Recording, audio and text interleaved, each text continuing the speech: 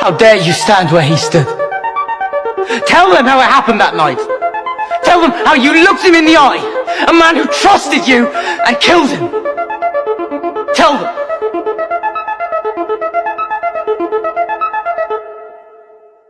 Your scar is legend, as of course is the wizard who gave it to you.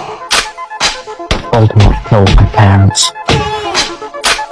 He was nothing more than a murderer. You must be very brave.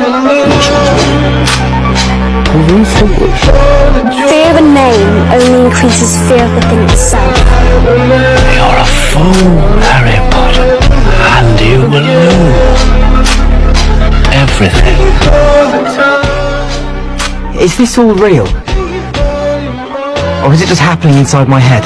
Of course it's happening inside your head, Harry. Why should that mean that it's not real?